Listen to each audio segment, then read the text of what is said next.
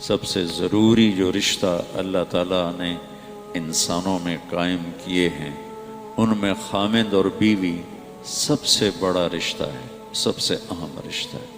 یہ پہلا رشتہ ہے جو اللہ نے قائم کیا حضرت آدم اور حوا کے درمیان۔ یہ آخری رشتہ ہے جو انسانوں میں قائم رہے گا جنت میں، ہر مرد اپنی بیوی کے ساتھ، ہر عورت اپنے خامند کے ساتھ، جوڑا جوڑا جوڑا جنت میں رہیں گے، قریب قریب ہوں گے۔ جنات و عدن یدخلونہ ومن صلح من آبائہم، ماں باپ و ازواجہم، بیویاں و ذریاتہم، اولاد، قریب قریب۔ لیکن ہر آدمی، ہر شخص اپنی بیوی کے ساتھ، ہر عورت اپنے خامند کے ساتھ۔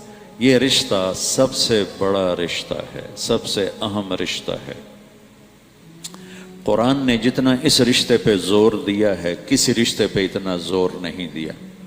والدین کی خدمت اور حقوق کے لیے چند آیات، اولاد کی تربیت کے لیے چند آیات، باقی رشتوں کے لیے تھوڑی تھوڑی آیات ہیں، لیکن خامند اور بیوی کے رشتے کے لیے سینکڑوں آیات، پوری پوری سورت اتاری ہے۔ سورہ تحریم خامند اور بیوی کا رشتہ، سورہ طلاق خامند اور بیوی کا رشتہ، سورہ نساء خامند اور بیوی کا رشتہ، سورہ بقرہ، آل عمران، اتنی تفصیل ہے۔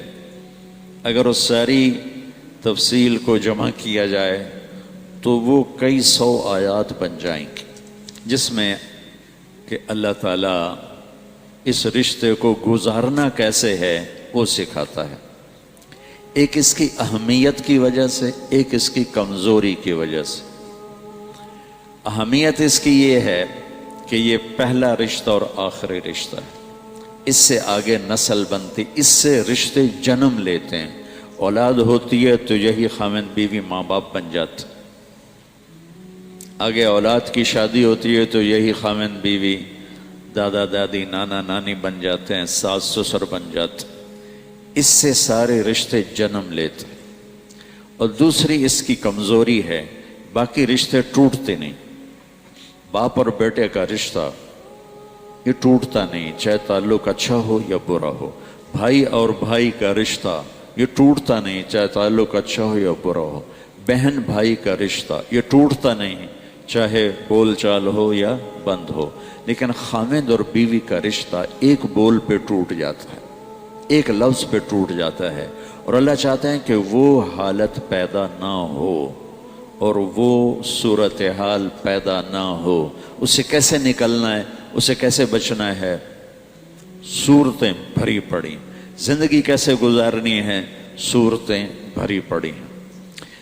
اور بدقسمتی سے یہ رشتہ سب سے زیادہ اس وقت پس رہا ہے، جتنا یہ اہم ہے اتنا یہ پس رہا ہے، اور اس کی وجہ ہمارا جوائنٹ فیملی سسٹم ہے کہ وہیں باپ رہتا ہے، وہیں ماں رہتی ہے، وہیں بیٹا ہے، وہیں اس کی بیوی ہے، وہیں اس کی بہنیں ہیں، تو ایک کھچڑی پک جاتی ہے۔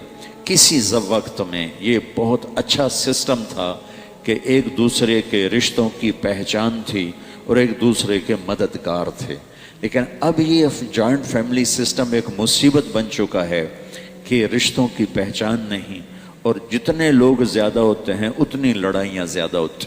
اس لیے آنے والی کا یہ حق ہے، آنے والی کا یہ حق ہے کہ طیب کا باپ مالدار آدمی ہے، یہ اس کی بیگم مطالبہ کرے کہ مجھے الگ رکھو، میں تمہارے ماں باپ کے ساتھ نہیں رہنا چاہتی، تو اس کے ذمے ہے یہ اس کو الگ گھر لے کر دے، تاکہ اگر کوئی جھگڑا ہو تو 2 میں ہو، 10 میں نہ ہو۔ چونکہ جوائنٹ فیملی سسٹم میں ایک قطرے کی جو بات ہوتی ہے نا وہ موج بن جاتی ہے، ایک تنکے کے برابر کی بات ہے نا وہ جنگل بن جاتی ہے۔ اور خاص طور پر ساس اور بہو کا جو رشتہ ہے یہ بہت مسخ ہو چکا ہے، یہ بڑا پیارا رشتہ ہے۔ میں نے اپنی بیٹیوں کو ڈولی میں بٹھا کے رخصت کر دیا، میرا گھر میری بیٹیوں سے خالی ہو گیا۔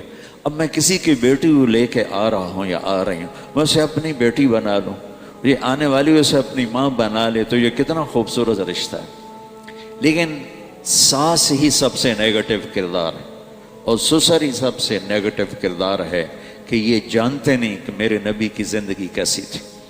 میرے نبی نے مدینے کے صحابہ کو انصار کہتے ہیں، اور مکے کے صحابہ کو مہاجرین کہتے ہیں.